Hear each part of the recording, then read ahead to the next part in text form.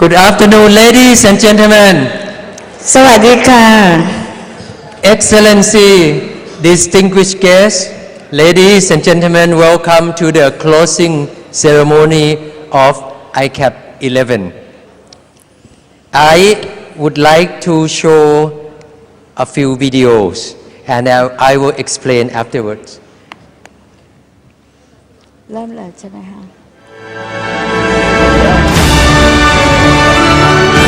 ขอเชิญชวนพี่น้องชาวไทยร่วมเป็นเจ้าภาพการจัดประชุมสมัชชานานาชาติเรื่องเอสในภูมิภาคเอเชียและแปซิฟิกครั้งที่ 11 หรือ ICAAP11 ในวันที่ 18-22 พฤศจิกายน 2556 ณ ศูนย์การประชุมแห่งชาติสิริกิติ์ครับ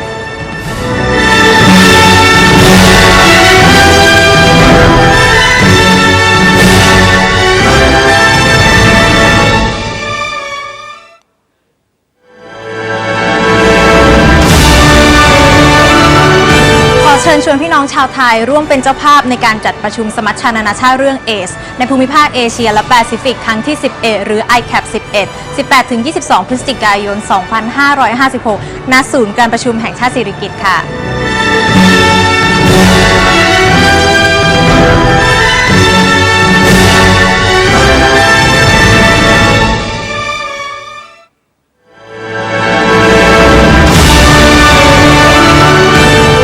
ขอเชิญชวนพี่น้องชาวไทยร่วมเป็นเจ้าภาพจัดการประชุมสมัชชานานาชาติเรื่องเอดส์ในภูมิภาคเอเชียและแปซิฟิกครั้งที่ 11 หรือ ICAAP11 วันที่ 18-22 พฤศจิกายน 2556 ณ ศูนย์การประชุมแห่งชาติสิริกิติ์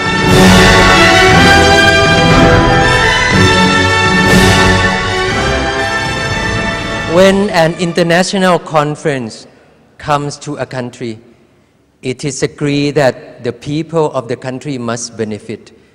So taking advantage of ICAAP11 come to Bangkok and Thailand, the local organizing committee with partners have organized many public information AIDS awareness, especially the three examples you saw among many are made with cooperation with famous celebrities of Thailand and celebrities that young people also know well. I will show you more of the example of such effort to raise awareness of Thai people during international conferences. Before we begin the program, the local organizing committee in collaboration with ASAP and UNAIDS would like to request participants, all of you, to give us some evaluation feedback. We want to hear from you. A conference evaluation form has been distributed. Please take the time to complete it and hand it back at the end of the ceremony to the volunteers on your way out. Please note that the conference evaluation form is also available on the ICAAP application. Thank you for your feedback in advance. We will have the result from the evaluation online very soon. I think we can come into the program. Everyone has been waiting for the closing ceremony for quite a while, and we have seen the cultural show, the drum from how many countries? 4 countries. Right. Bangladesh, Japan, Thailand, and Indonesia. But Indonesia they left already. Okay. My name is Virisit Sititrai. I am a co-chair of the local organizing committee, provide support to scientific program and media and communication. I'm Noya Pisuk. I'm a co-chair of community section, and I would like to welcome you to the end of the conference today. Thank you. Let's begin the program. Okay. Now we are looking back to what we had for 3-4 days here together, and the very important part is the repertoire of summary session. So we like to invite Dr. Thanarak Pripat, Thai Director of Thailand MOPH, Ministry of Public Health, US, CDC, Communicable Disease Control, Collaboration. So welcome, Dr. Thanarak.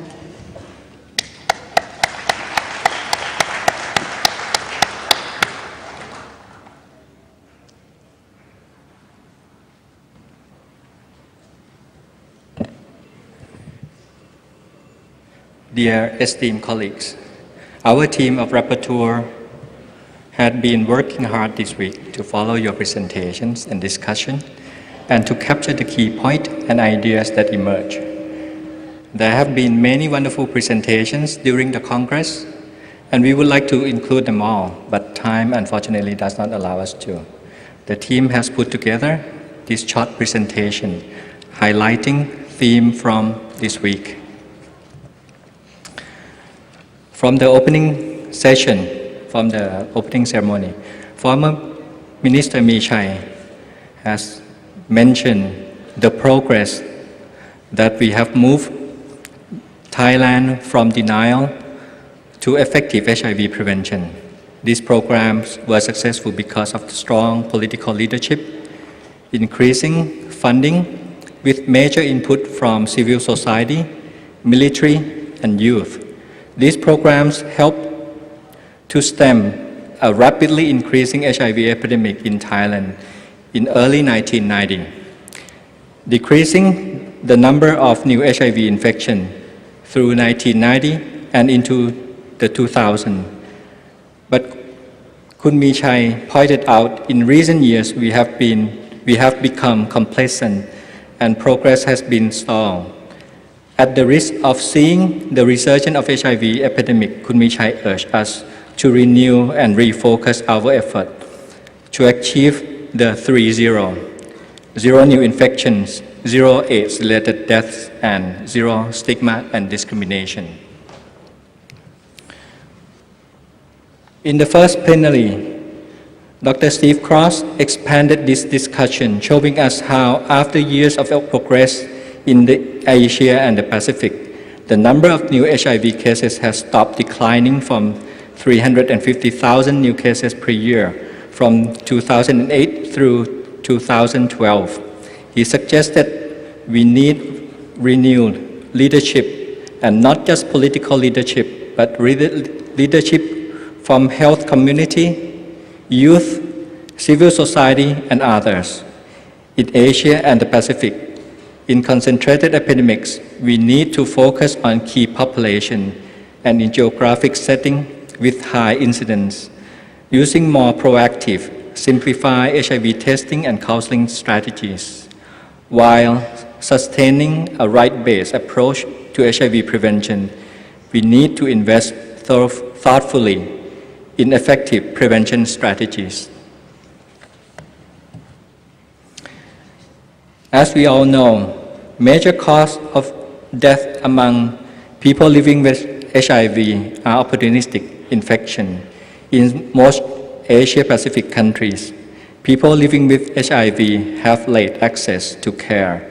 The numbers shown in this slide indicate that even after years, the median CD4 at ART initiation remained quite low, despite the fact that ART is an important tool to help reduce AIDS-related death.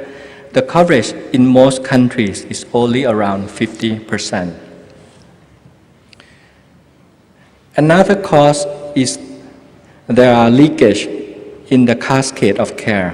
From this example of China, you see that only half of people living with HIV receive HIV testing, and even less enter into care system. By the time we get to the end of this, only 13% benefits from the success of viral load suppression. Continuing from our previous slides, the cause of death among people living with HIV is co-infection with other diseases. Here, we will pay our attention to hepatitis C. You see from the graph that the prevalence of hepatitis C among people who are injecting drugs is very high in the Asia and Pacific region. Reducing or eliminating HCV among people who are injecting drugs need 3 components: high coverage of needle and syringe programs, high coverage of opioid substitution therapy, antiviral for hepatitis C. By 2015, regimen including only direct-acting antiretrovirals are expected to be available for persons with any HCV genotype. Fortunately, as Dr. Tim Mastro explained, the number of effective tools to prevent new infections has increased substantially in recent years. These new tools are safe, effective, and relatively inexpensive. Behavioral intervention, condoms, circumcision, pre-exposure prophylaxis, and treatment as prevention. As with treatment, Dr. Tim suggested that a combination prevention, the use of combination of prevention tools is likely to be the most effective way forward. Now the real challenge is getting from what we know to what we do. As part of the Lancet MSM series, Patrick Sullivan told us that using HIV prevention technologies we have today, bringing them to scale, we can prevent 25% of new infections among MSM in the next decade. From Vietnam, we heard about innovative intervention to reach key population. For example, using a peer education game on cell phones, teams were able to increase voluntary counseling and testing rate among people who injecting drugs from 10% to 56%. Carl Sandler described an online application called Mister, created to reach MSM to provide educational message about sexual health and HIV prevention. Sandler pointed out how an online application can be a powerful tool to reach out to many MSM regardless of their location. Online messages can be tailored and reach MSM around the world. Here's the treatment cascade that we have seen several times, taking us from reaching key populations to providing HIV testing, then initiating antiretrovirals among those HIV infected and offering continued follow-up. To overcome the mentioned challenges, we have learned from this Congress of paths leading to zero death. First, we need to scale up HIV early test and treat programs by involving the community. These are a few examples of what have been done by the community. The mobile VCT in India is possible through the help of local government. Cambodian people living with HIV and AIDS benefit from finger prick testing as their first HIV test by their peers. Thailand is working on increasing the number of counselors who speak Burmese to remove language barrier to ensure high HIV counseling and testing rate. Increased access to HIV and STI screening in Indonesia is a result of collaboration between the community and religious organizations. We can scale up the testing program by designing new service delivery models. For example, in Thailand, check-up package that include screening of diabetes, hypertension, and cancer and STIs is attracted attention of MSM to HIV testing at specific events. The role of the media is also important. We have a good example from Singapore, China, and Thailand, where internet is used to reach MSM to encourage HIV testing, while Cambodia, vehicles are used to promote HIV counseling and testing and share HIV knowledge with the public.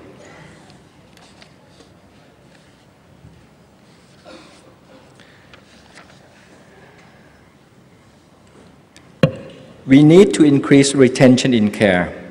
Quality improvement program greatly contribute to lower number of cascade leakage. Vietnam and PNG during these recent years have piloted the HIV-Qual programs that improve ART services and have a plan to expand the program nationwide. In Thailand, HIV-Qual has been implemented for a decade and significantly improved the retention rate as well as ART adherence, viral load monitoring, and suppression. Third path is promoting ART coverage through national policy. Thailand has used the principle of the fundamental rights and included all citizens, including people living with HIV. Free ART and lab monitoring services are provided. This becomes an example for other nearby low and middle income countries to initiate the programs. Recently, Thailand made available the health insurance that include ART services for migrant workers.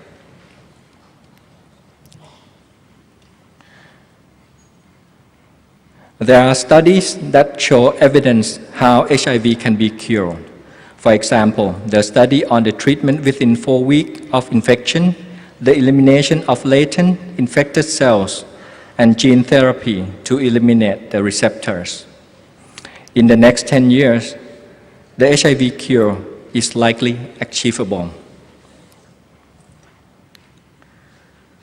We have heard tragic stories of terrible violence by strangers and by friends and neighbors and employers, of rapes, beatings, and other forms of violence that are hard to imagine and even harder to describe just because of someone's gender or their sexual orientation.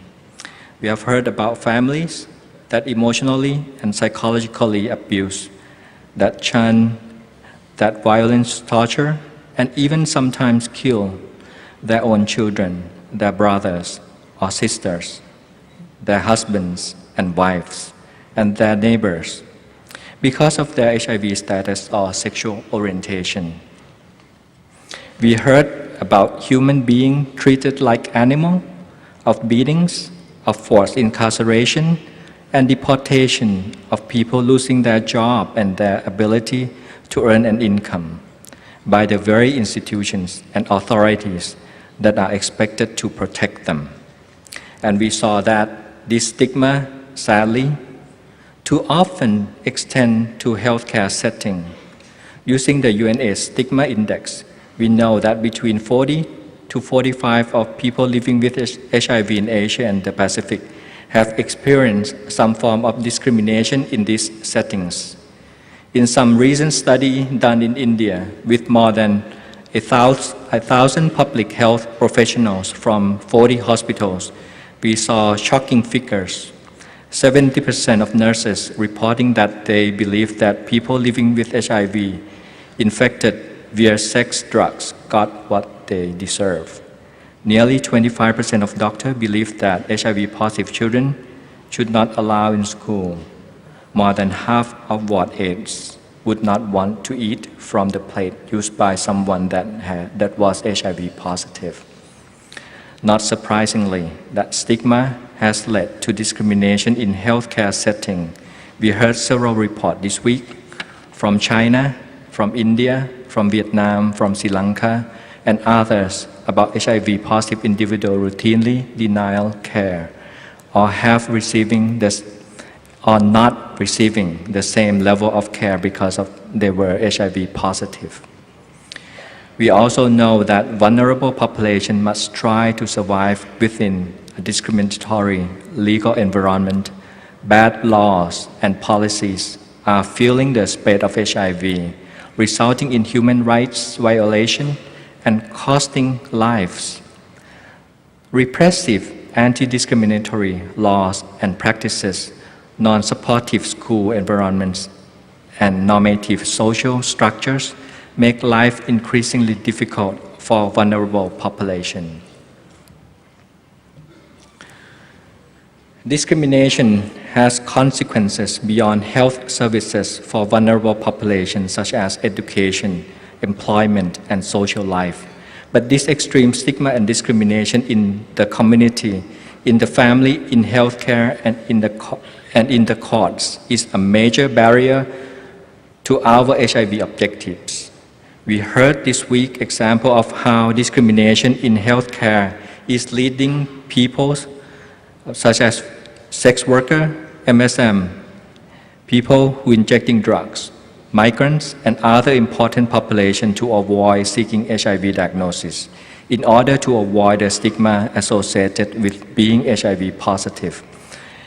Even once diagnosed, they are not adhering to care, sometimes because they do not want to be seen visiting HIV clinics, as an example, or sometimes because they are hiding their status from their families. We saw evidence this week that even when they overcome their fears of that stigma and do attend health facility, they receive substandard services because of their status. We must address stigma and discrimination if we are to achieve the other two zeros. There are reasons to be optimistic though. Social and political science and field research is bringing to light new knowledge about the root causes of discrimination. Now there is a need for more in-depth cultural analysis of the complex intersection between gender and sexuality so that we can achieve an even greater understanding of the relationships between the epidemic and stigma and discrimination. We did hear about several studies and projects about this week, such as in Sri Lanka, India, and Vietnam, as well as experiences from human rights and judicial experts that have highlighted key factors associated with stigma against people living with HIV. Low knowledge about HIV is a common and important factor, as is the lack of any personal acquaintance with people living with HIV. Building on that knowledge, targeted projects are demonstrating that even with reasonable, scalable investment, we can make major improvement in the attitudes of healthcare workers toward people living with HIV. We saw example this week in India, for example, a program that worked with state AIDS control society and network of people living with HIV, trained in advocacy toward healthcare providers, provide orientation to 500 healthcare staff in 3 states, were able to more than double attitudes of healthcare workers toward people living with HIV. And in Vietnam, a one-day continuing medical education training, specifically targeting knowledge about HIV and stigmatization of healthcare workers, show impressive results. If we take this and the many other tools out there that are demonstrating the ability to reduce discrimination in healthcare setting and scale them up, we have a chance to realize our dream of zero stigma and discrimination. We can realize that the dream of the people most affected by HIV, such as the dream of one transgender in Bhutan who said, "What I am today is due to my past deed, and I cannot do anything about it. I can only pray for a better life."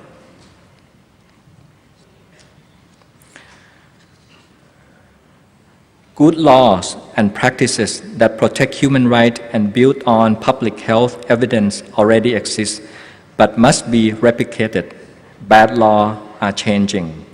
We have seen impressive progress that we need to take forward.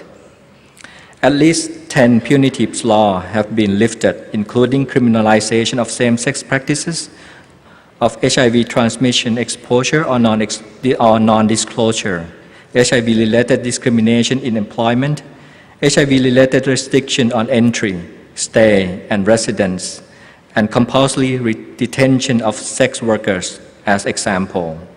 We know that 14 countries have now used the UNAIDS Stigma Index study to assess the reality of stigma in their country. And 15 countries have conducted national reviews and/or consultation on legal barriers to access to services, resulting in prioritized action plan. In China, for example, we heard about extreme discrimination. Almost 90% of people living with HIV reported being fired or losing their job. By creating an enabling legal environment through strengthening of the judicial system and building the capacity of people living with HIV, lawyers and other supporters, and lobbying the People Congress, we saw concrete advances, including changes in hiring policy and increased availability of legal support. In India, a cadre of paralegal workers were trained and deployed, resulting in significant increase in reporting of crisis situation and a decrease in harassment.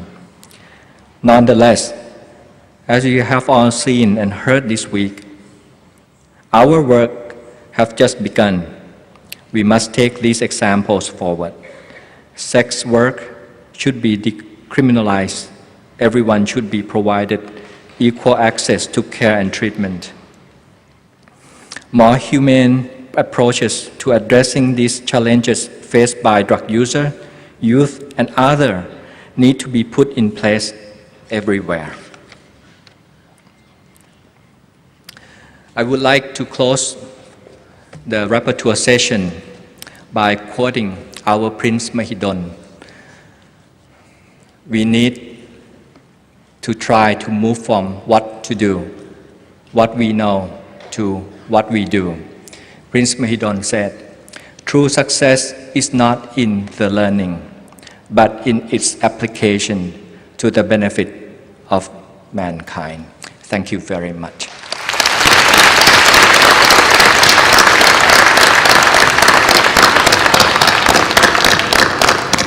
Wow, thank you very much, Dr. Thanarak. It's time, Excellency, distinguished guests, dear participants, for the call for action statement. First, I would like that we hear a joint statement on the scaling up testing and counseling in Asia and the Pacific.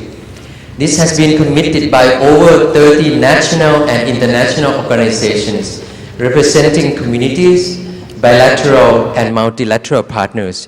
This will be presented by Midnight Poon Kaset Wattana.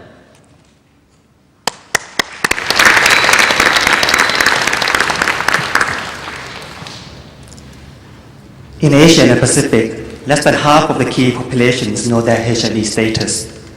This leads to late diagnosis, late initiation to care and treatment services. In 2012, only 51% of people in need were on treatment.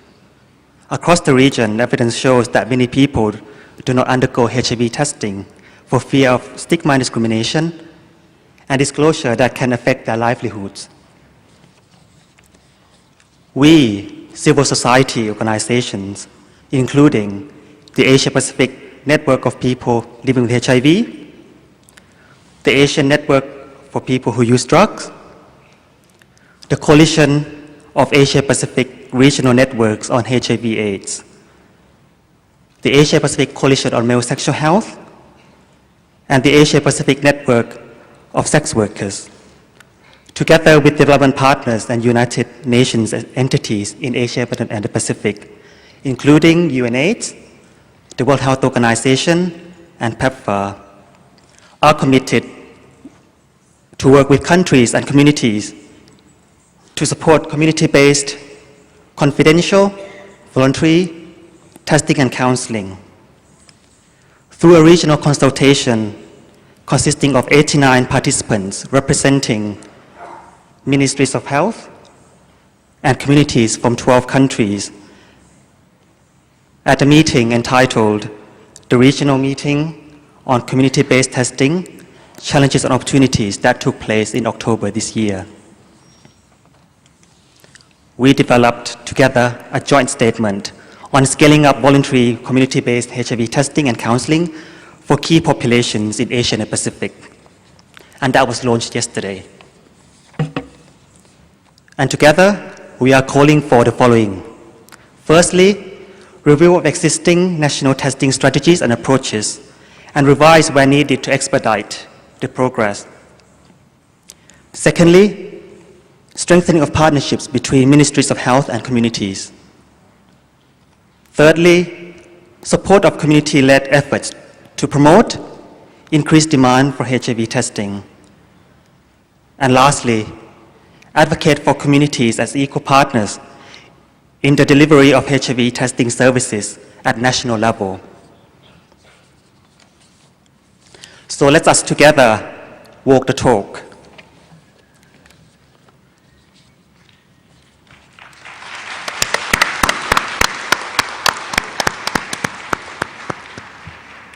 Bangkok Declaration by Faith Leaders, People Living with HIV and Key Populations in Asia and the Pacific. This statement will be presented by พระมหาบุญช่วยดูใจนมัสการพระคุณเจ้า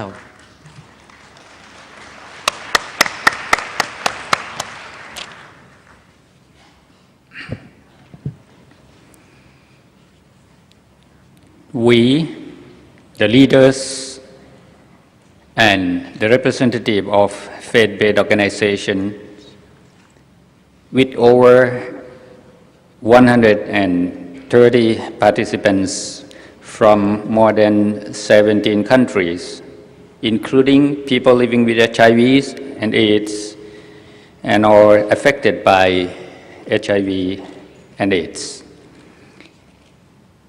met in Bangkok to identify ways to work collectively toward the achieving of 000. The meeting come up with the commitment such as understanding and upholding the power of faith in Asia and the Pacific, our ability to be the agent of change, coming together, learning from each other through monitoring and communicating, and to continue the dialogue in Asia and the Pacific, particularly at the community level, identifying the common theme and reinterpreting the interfaith teachings in innovative way, which meet the current challenges and realities that undergird our collective actions, and many commitments which you can find it in the copy of the declarations behind the room. This joint statement and this joint declaration summarizes and captures the spirit of commitment and the call for greater collaboration to address key priorities for people living with HIV and key populations in partnership with faith-based organizations towards achieving the 000 and end AIDS in the regions. Thank you.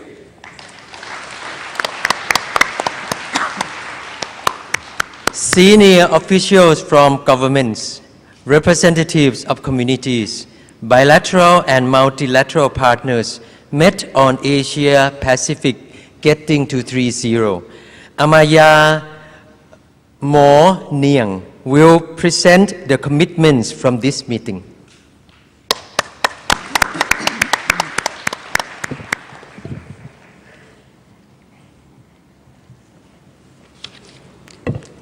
Your Excellencies, distinguished guests, ladies, gentlemen, and participants to the ICAAP.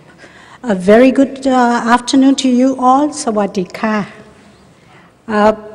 High-level leaders, policymakers, senior officers, and civil society partners from countries in Asia and the Pacific met in Bangkok during the 17th and 18th to deliberate and address 4 key questions. The first was, can Asia and the Pacific achieve 0 new AIDS deaths? The second, what can Asia and the Pacific do to get to 0 new infections? Third, deadlier than the virus, can Asia and Pacific end stigma and discrimination that fuels HIV?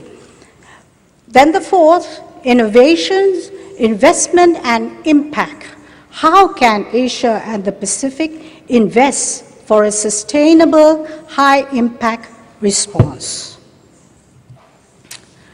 So, for can Asia and the Pacific achieve 0 new AIDS deaths? 5 important areas were agreed. Scaling up HIV testing is most critical. Reconceptualize HIV testing and counseling, as well as adopt multiple proactive strategies to encourage knowledge of HIV status. Simplify testing protocols, use of rapid tests. Partnering with the communities for demand creation and participation in service delivery is needed to be promoted more. Optimize HIV treatment. Simplified, less toxic antiviral treatment regimens in line with the WHO recommendations should be adopted by countries as soon as possible. Reduce the number of regimens will also contribute to simplification of drug procurement and supply chain management. Improvements need to be made and to be introduced in the treatment cascade. Then, decentralization and task sharing. We need to bring services close to the people living with HIV. This will improve treatment uptake. Let us share in the tasks. TRIPS. The affordability of antiretroviral drugs is a prevailing challenge for the region. TRIPS flexibilities need to be systematically incorporated into national intellectual property laws and more widely. Partnering with communities is most important. Civil society should play a vital role in many aspects of HIV testing and counseling and treatment access and retention, including creating demand, service delivery, treatment, and rights education. Then, what can Asia and the Pacific do to get to zero new infections? To focus on key populations, including young people at high risk and their sexual partners in prioritized geographical locations.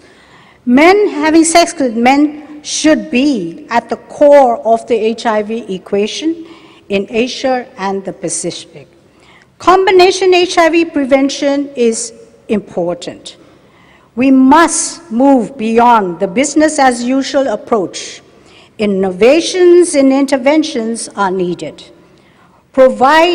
We must provide a range of service choices at scale: condoms, HIV testing and counseling, sexual health services, strategic use of antiretroviral treatment as prevention, greater efforts to reach out to key populations and enhance community engagement. Then hepatitis B and C and HIV prevention and treatment services for people who inject drugs need to be offered jointly and scaled up. Strategic information is power. Within key populations, enhanced subpopulation analysis is needed on both prevention coverage and access to treatment. Innovation needs to be looked into. New service delivery models, in particular with community involvement, is much needed. Use of technology and adapted communication strategies to reach ones in need should be initiated and accelerated. Deadlier than the virus, can Asia and the Pacific end stigma and discrimination? Legal environments are needed to be looked into. Elimination of punitive laws, enforcement of protective laws, empowering communities to know and claim their rights, institutionalizing programs to reduce stigma and discrimination in key sites and institutions, partnership with law enforcement are important. Tools for measuring stigma and discrimination that hinder access to HIV services by people living with HIV and key populations such as the people living with HIV. A stigma index needs to be implemented.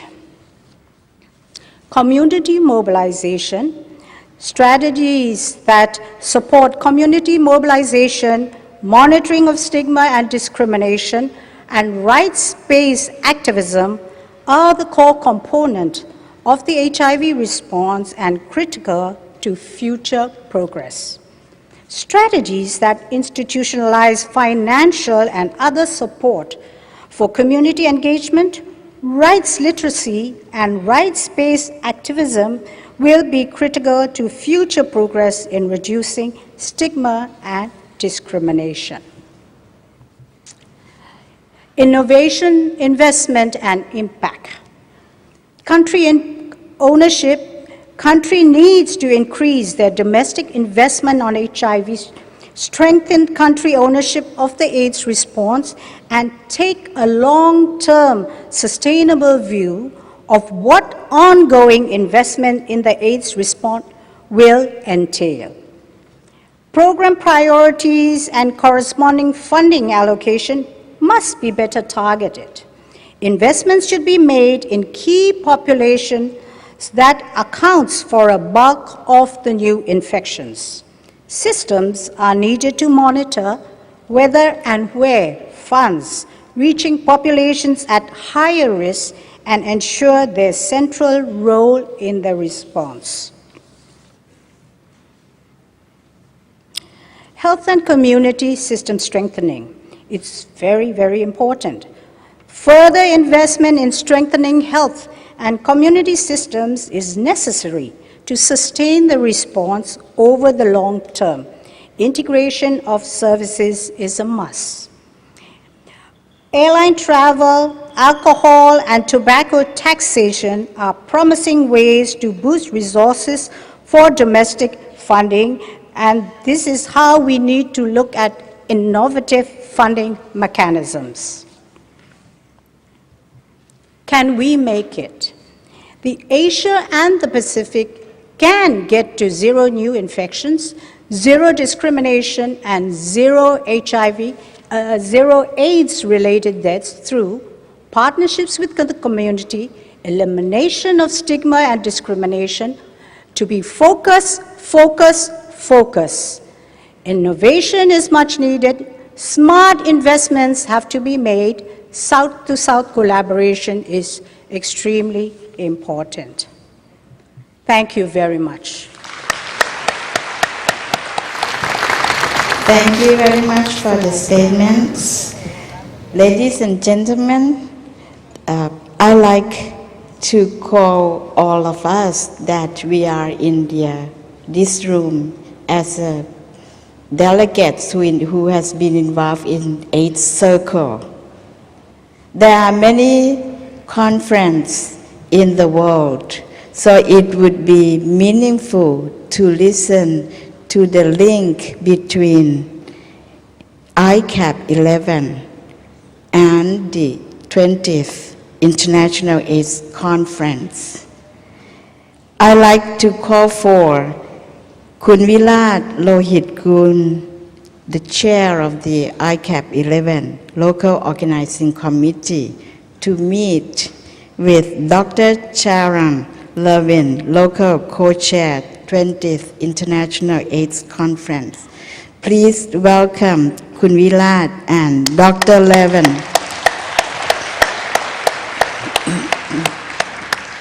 It is for the first time in history that the chair of regional conference meet the chair of the world conference, and we hope this will be a history and a tradition.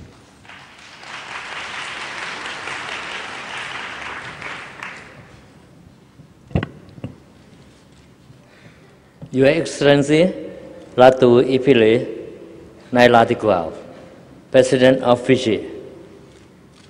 Your Excellency Ian Morley, Senior Minister of Cambodia.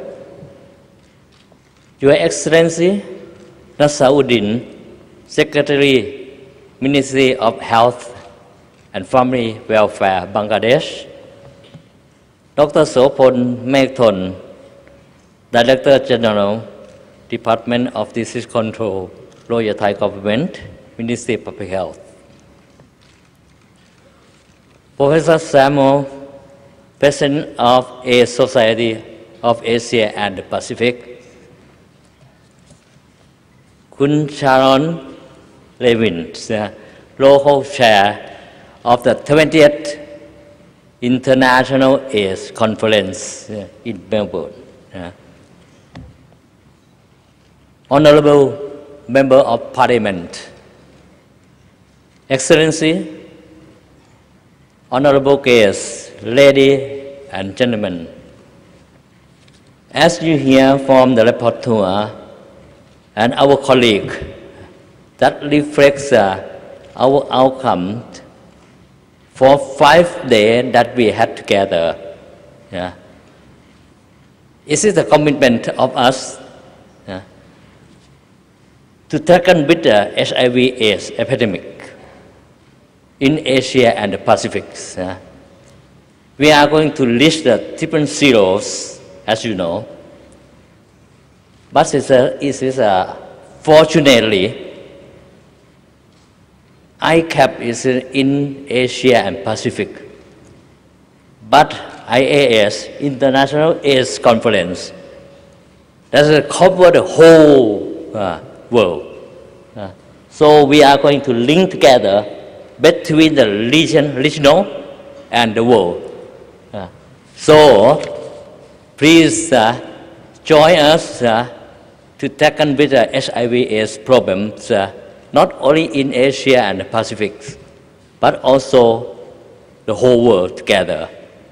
So it's just only 7 months to go. The city of Melbourne will host the International AIDS Conference, giving these regional wonderful opportunities to continue this discussion from our ICAAP11. So, ladies and gentlemen, by formal linking between ICAAP11 and Melbourne International AIDS Conference, we can take what we have learned and enter it into the global discussion on how to end HIV/AIDS, not just in Asia and Pacific, as I mentioned earlier, for us to enable to address the AIDS epidemic. On a global scale, it is vital that we take into account regional fighting and issues. There are almost 5 million people living with HIV/AIDS in Asia and the Pacific. So thankfully, there are thousands of people just like you who work tirelessly every day to keep HIV/AIDS on the agenda. So this means that this region has a lot to share. Ladies and gentlemen, we hope that this formal linkage between regional and international AIDS conference proves to be successful, and this can become a tradition in the future. So Sharon, you have a good luck and success.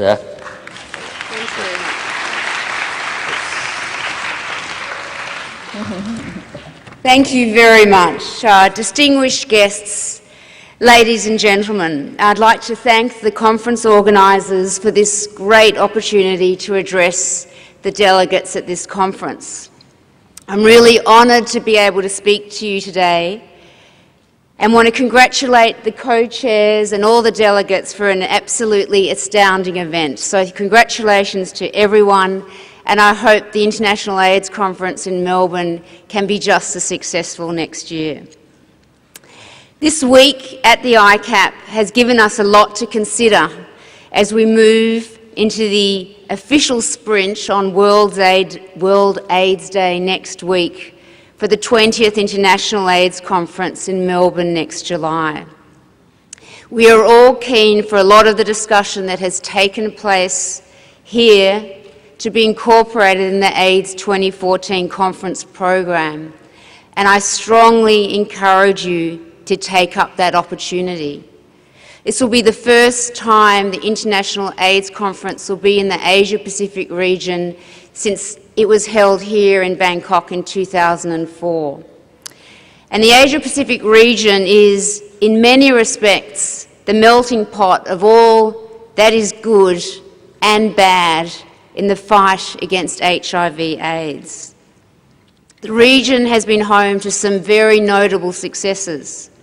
Thailand's safe-sex condom campaign in the 90s, the Malaysian government's courageous decision to implement a harm reduction program 5 years ago to successfully address an injecting drug use-led epidemic, the introduction of the HIV decree in Fiji, acknowledged as one of the most progressive HIV laws globally, and Cambodia's marvellous response in achieving universal access to treatment, care and prevention sets an example for all of us, not just in the region but globally. Yet as you've heard over the last few days and this evening, that the challenges remain huge. Key affected populations, men who have sex with men, people who use drugs, sex workers and transgender people, are in many parts of the region simply being left behind.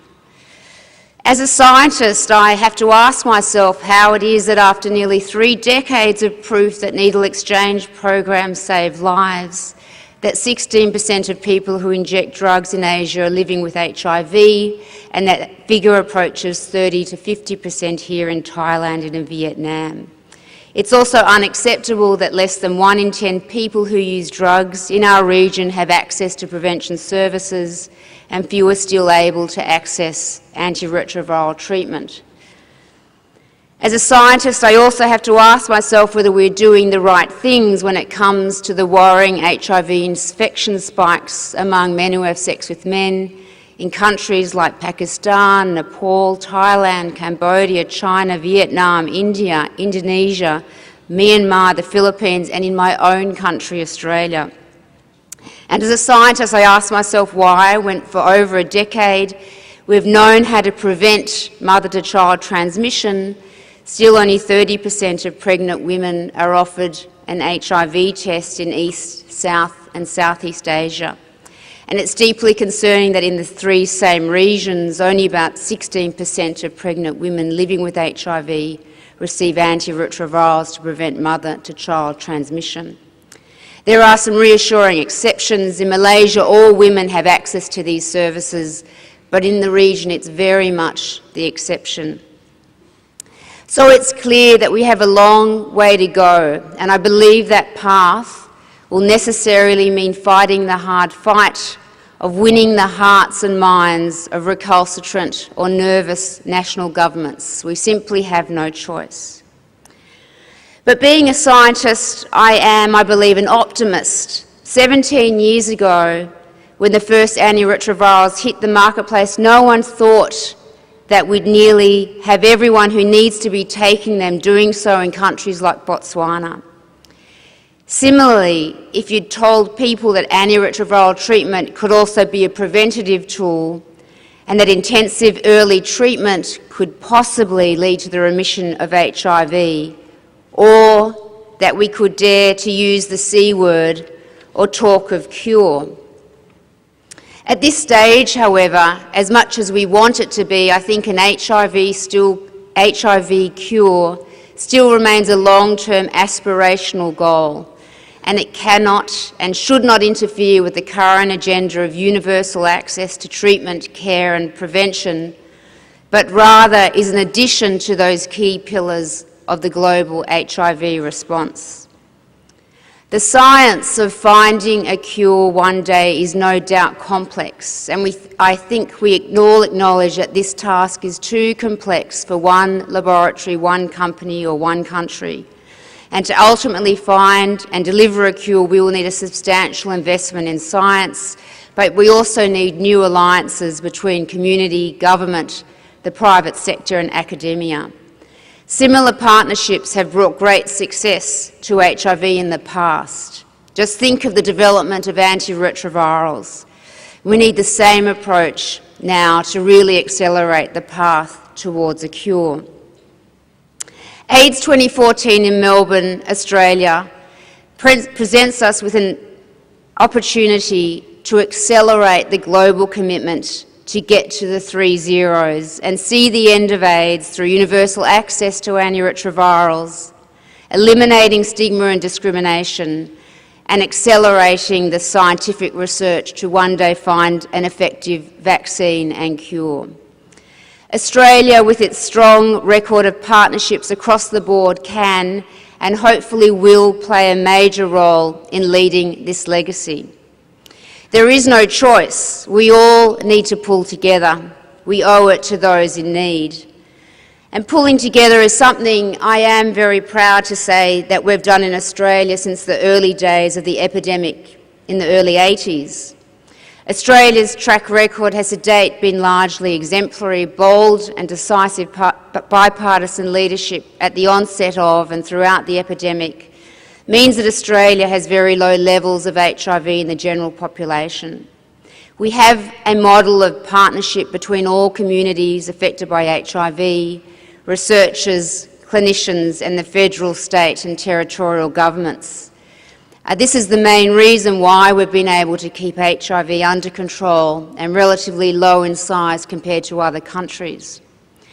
However, recent annual statistics released nationwide indicating that in the past 12 months, new rates of HIV transmission in Australia have increased to their highest in 20 years, are a wake-up call that we must do better. Australia needs to continue to play its part as an investor in the global effort. I very much hope we follow the recent leads being taken by the UK and France in their financial commitments to the Global Fund. And in this light, I'm confident that the newly elected Australian government can see the multitude of benefits of continuing its bipartisan and visionary political leadership and funding of health, international development and research as it contributes to the task of achieving an AIDS-free generation in the Asia-Pacific region. The theme for Melbourne is stepping up the pace. Quite simply, we all need to be stepping up the pace on universal access to treatment, reducing stigma and discrimination, making sure that no one gets left behind, and stepping up the pace to finding a cure and a vaccine. Every single person who needs treatment, care and prevention needs to get it sooner than later. They need it to get it much sooner than later. So I want, and I'm sure we all want the HIV epidemic to be over much sooner than later. Just look where we've come so far. It's not impossible. I look forward to welcoming all of you in Melbourne next year at AIDS 2014. Thanks very much.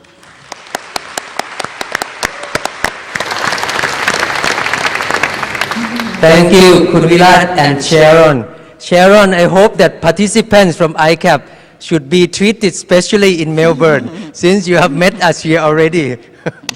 Thank you, thank you. Good point. Your Excellencies, ladies and gentlemen, it's time to hand over ICAAP to the next host country, from Thailand to Bangladesh. I am honored and delighted to invite Khun Virat Lohitgun, Chair of ICAAP11 Local Organizing Committee, Professor N.M. Samuel, President, AIDS Society of Asia and the Pacific, ASAP, and Honorable M.M. Niazuddin, Secretary, Ministry of Health and Family Welfare, Bangladesh, and co-chair of ICAAP11 Local Organizing Committee. ทีมใหญ่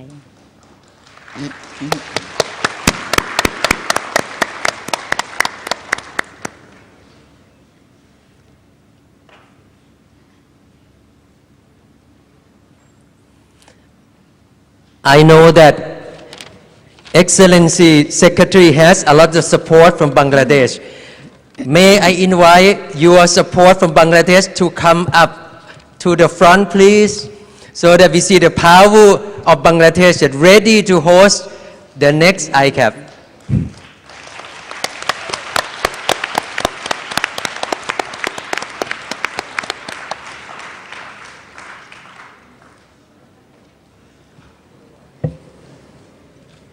Ladies and gentlemen, on behalf of the local organizing committee, ICAAP11, I would like to congratulate Partner in Cooperation and Development, Government of Bangladesh, and its organizing partners who will host the next ICAAP in 2015 in Dhaka, Bangladesh. So I would like to thank all of you for your participation in ICAAP11. Is around 4,000 delegates presented in this Congress.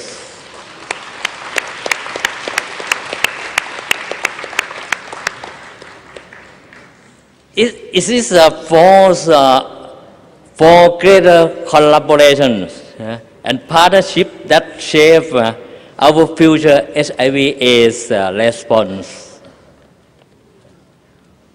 Owing to the support of the Ministry of Public Health, AIDS Society of Asia and the Pacific, UNAIDS, our key partners and sponsors, ICAAP11 have been successfully organized. ICAAP is a premier gathering on HIV/AIDS in Asia and Pacific. The value of the ICAAP lies in community solidarity, partnership in scientific research and collaborations among stakeholders to end AIDS epidemics. It is crucially important for us to continue to moving forward the next ICAAP. So, as a chair of the local organizing committee, ICAAP11, I would like to ensure that our experience, lesson learned in this ICAAP, will be shared with you. ICAAP12 will be firmly supported by ICAAP11. So we wish ICAAP12 a success. Be the change for an HIV-free generation. That is the theme of the ICAAP12. So see you all in Bangladesh again. Thank you.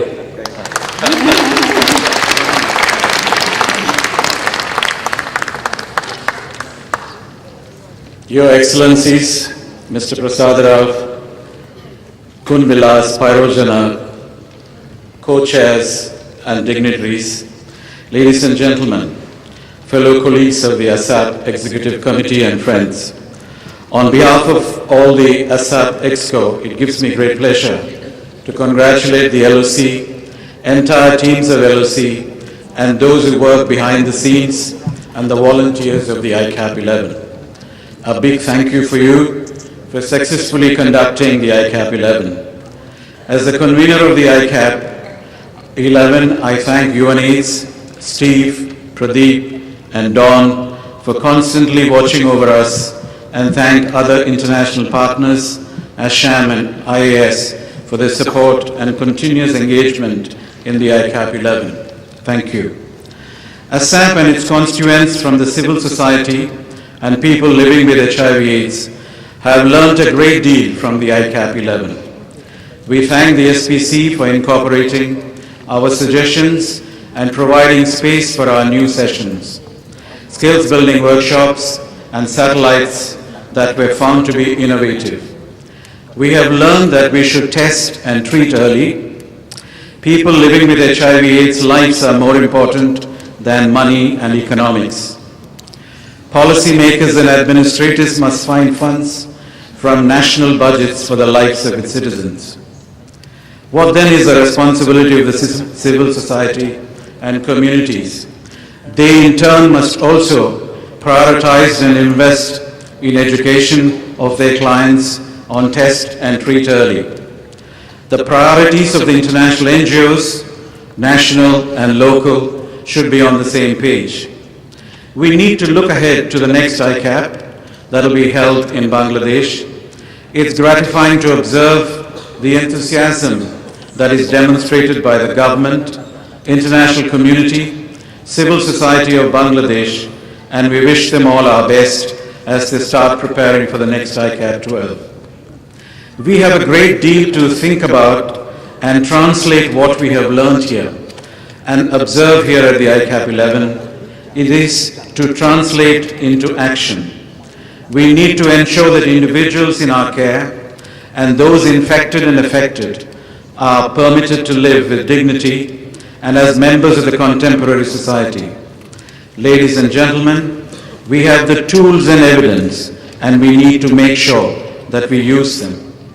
As we go back to work in our clinics, in the community, and in the administrative positions, we have to continue our battle to lessen the burden of new infections, new deaths, and can come back in 2 years to Dhaka and say our new infections have dropped considerably. I wish to end my talk by quoting from the remarks of Jane Beagle of the UNAIDS at the opening ceremony on the November 19th, 2013. Let us make ICAAP the pivotal point for Asia and the Pacific to turn the epidemic around. Let us use ICAAP as a platform that defines what happens to AIDS in the post-2015 development agenda. Let us invest in innovation, in women and girls, and in young people as agents of change. Let us stimulate a pre-energized movement which, together with the International AIDS Conference in Melbourne, can leverage the AIDS response in this region and globally as an entry point to people-centered development, respect for human rights, and social transformation. Thank you for your attention.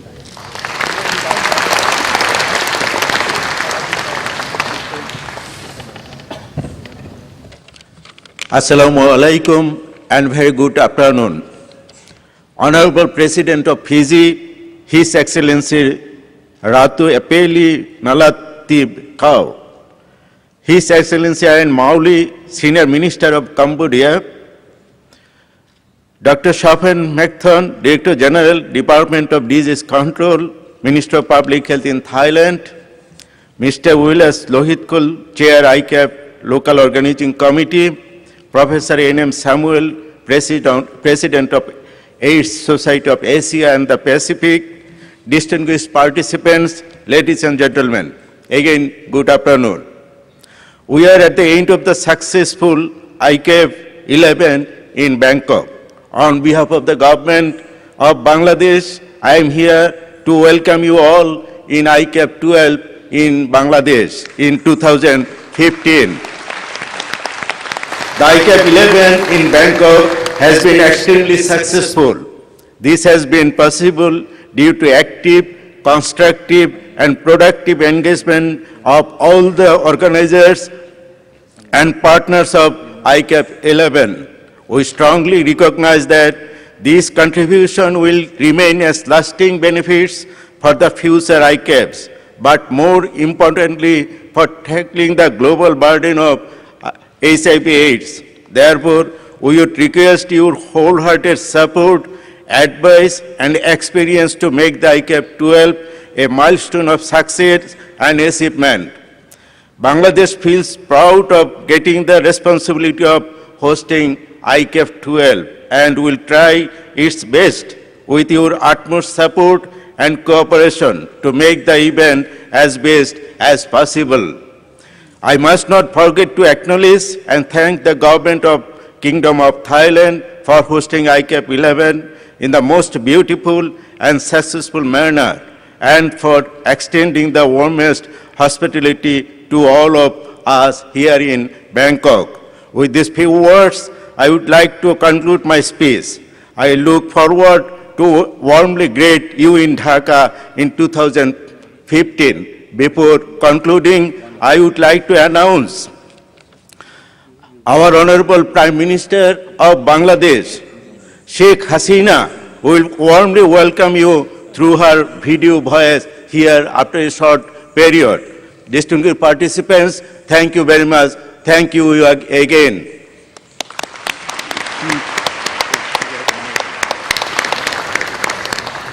Can I invite Your Excellency Kun Virat and Sam to shake hands for the camera, the three hands together for the handover.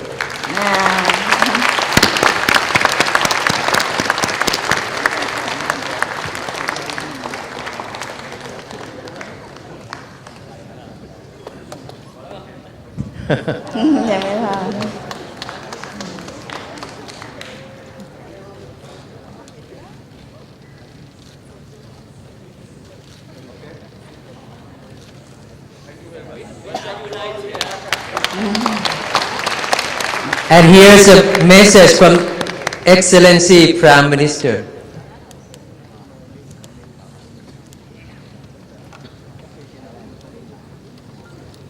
Bismillahirrahmanirrahim.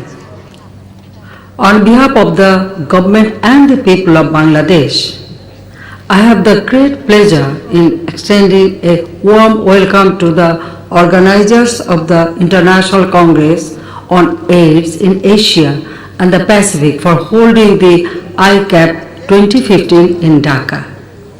I believe that holding of this important Congress in Bangladesh is most appropriate as our country has been able to successfully face the challenge of AIDS and has much to offer in contributing to the important meeting. Apart from exchanging views and experiences by the participants to the Congress, they would also have the opportunity to enjoy the bountiful natural beauty, the sandy beaches and mangrove forest of our beautiful Bangladesh.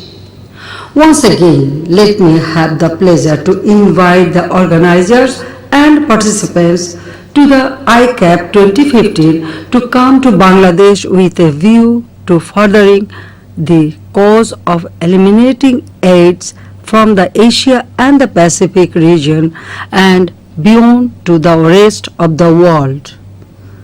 Thank you all. Joy Bangla, Joy Bangabandhu. May Bangladesh live forever.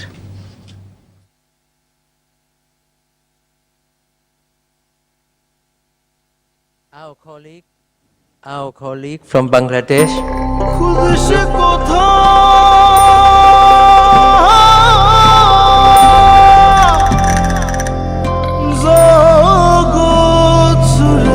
The school of life is about endless learning. Feel the vibe of the longest beach, learn the power of inner strength.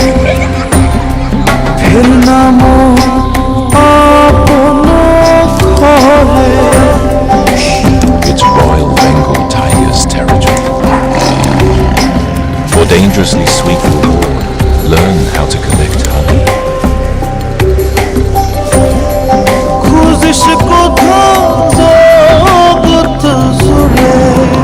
Unlearn. Give yourself the surprise you deserve.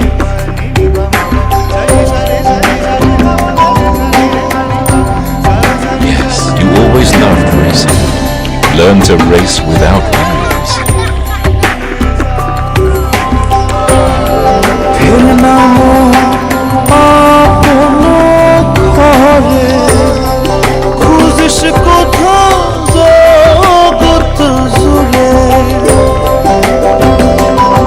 Here, every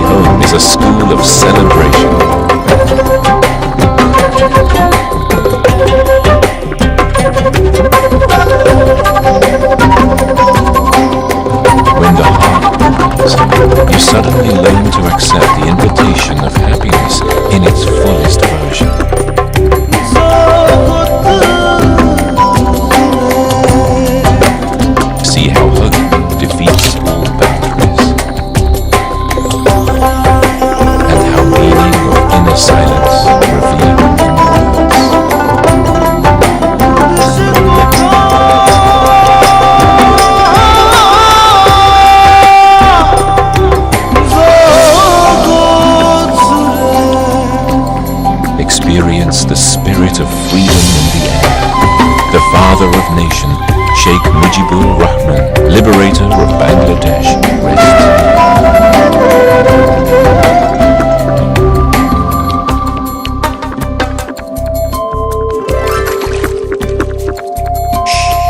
Silence. You will learn the true meaning of warmth here. Every alley has a story that embraces.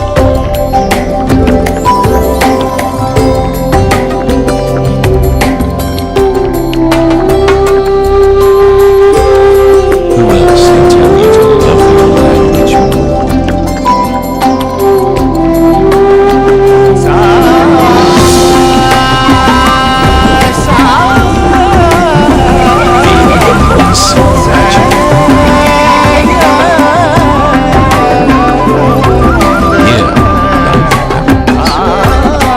Welcome to the School of Life. Admission going on. Welcome to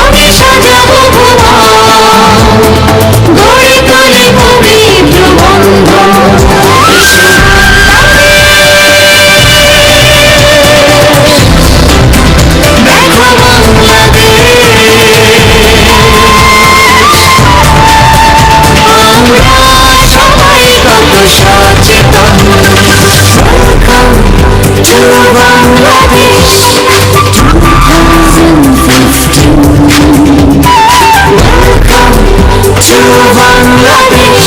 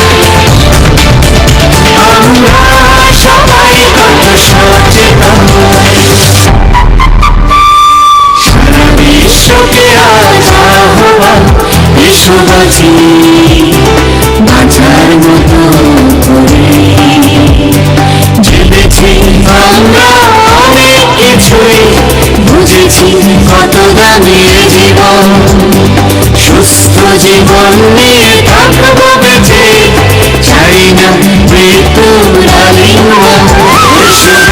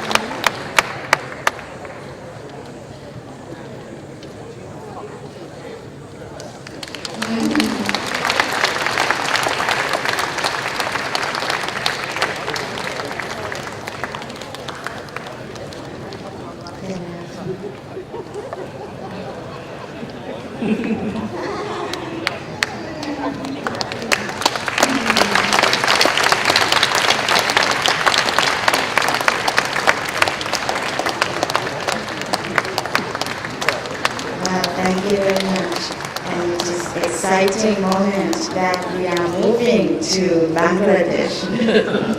Yes, and at this moment, continue the story about ICAAP11 also benefits to Thailand.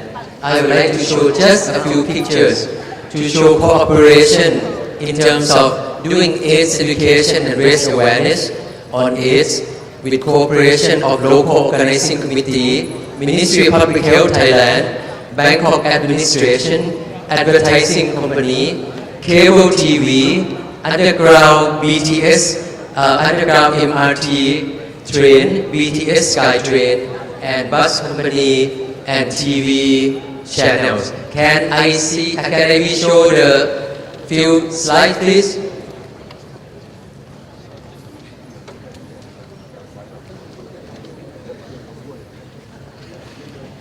It's the ICAAP bus that runs in Bangkok before, during, and after ICAAP. Movie stars on TV screen in Bangkok buses.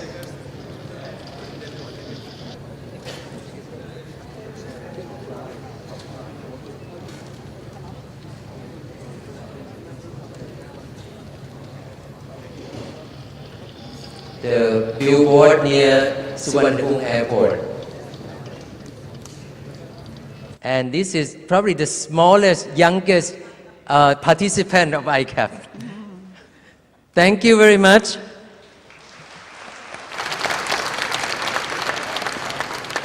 Now we come to the encouraging moment. So before we leave, I'd like to call for closing remarks, and I'd like to welcome Dr. Sopon Mekton, Director General, Department of Disease Control, Ministry of Public Health, Thailand, to make closing remarks. Please welcome.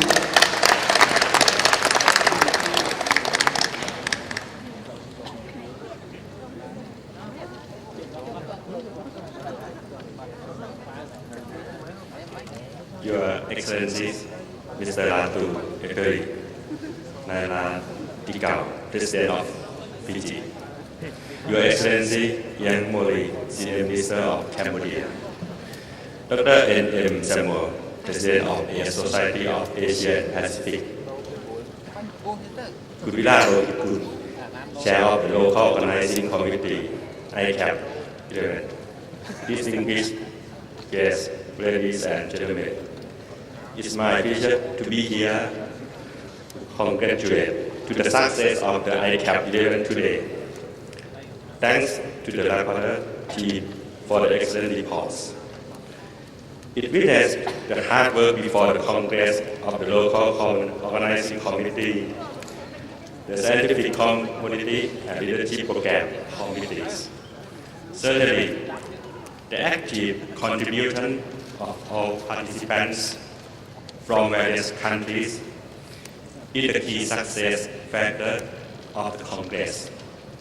I would like to take this opportunity to extend our sincere gratitude and appreciation to our co-hosts, local and international supporters, sponsors, guest speakers, all committee members, working groups, and our international and local partners.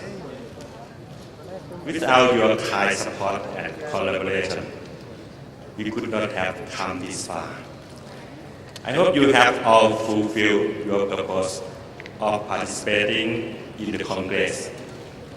Over a wide series of keynote speeches, plenary, sub-plenary, and parallel sessions, including symposiums, dissertation, meetings, and skills building workshops during the past 5 days. I'm confident that we have all been exposed to substantial evidence, existing examples, and innovative thoughts that will facilitate us to cope with the current and future challenges in HIV/AIDS in our own countries. We all recognize that the interlink between 3 zeros, is essential for the world to end its innovations on effective prevention, share as well as the current evidence on prevention. Effects of early treatment have inspired us the possibility to end AIDS. However, discrimination has also been identified as a critical barrier for access to HIV prevention and care. We need scientific evidence as well as understanding of socio-cultural perspectives and leadership at all levels of getting to triple zeros. The concert efforts of governments, civil societies, and private sectors, as well as academic, with sufficient and continuous financial support, will certainly bring the world to its free generation. Excellencies, distinguished guests, and ladies and gentlemen, I would like to declare now on the official close of the 11th International Congress on AIDS in Asia and Pacific, Asia and the Pacific, reaching triple zero, investing on innovation. I hope you have a safe and happy journey back home. Thank you very much and goodbye. สวัสดีครับ Thank you, Director General Dr. Sopon. And you know that we have more than 80 countries and almost 4,000 people. All of this will never be happen with success without the partners, sponsors, community program, leadership program, scientific program, youth program, scholarship, volunteer, fundraising, cultural show, communication, media, the organizer and everyone who works so hard behind the scene. Let's give a big hand to those who make it happen. Thank you and see you in 2015 in Bangladesh. Thank See you. you in Bangladesh. Goodbye. Goodbye. Thank you.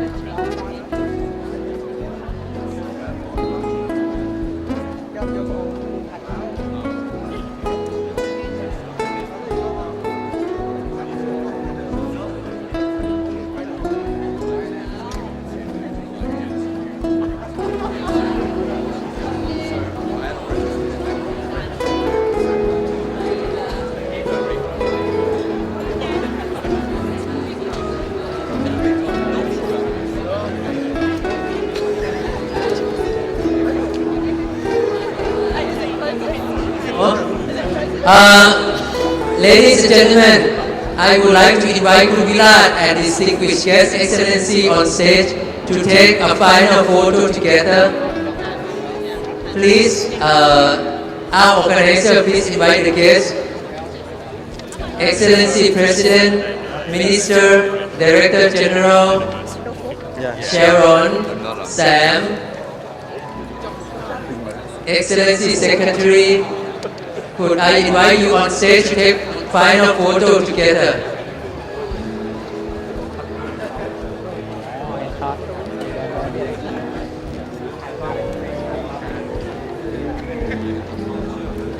Please on stage to take a final photo together, please, distinguished guests. เรียนเชิญท่านอธิบดีด้วยครับคุณวิราชช่วยกรุณาเชิญท่านอธิบดีมาด้วยครับคุณดร. แอปเปิลเรียนเชิญท่านประธานทีมาด้วยครับ Excellency Senior Minister of Cambodia, I invite you on stage to take photo together. The Excellency President, the committee chairs, program chair of ICAAP on stage together, please.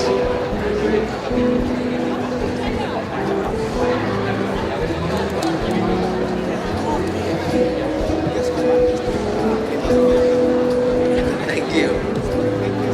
คุณพร้อมบุญคุณเย็นจิตคุณจันทวิภาดร.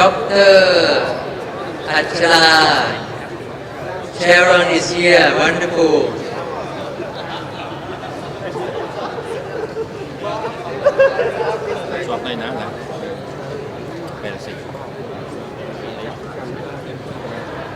Dr. Achara, could you kindly help?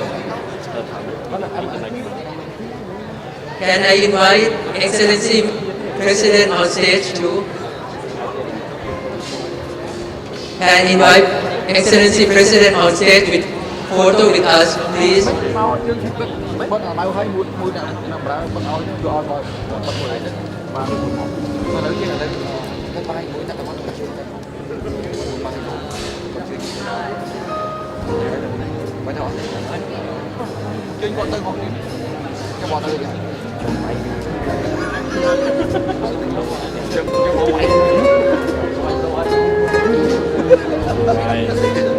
Mày mua lại muốn mình với những tôi mong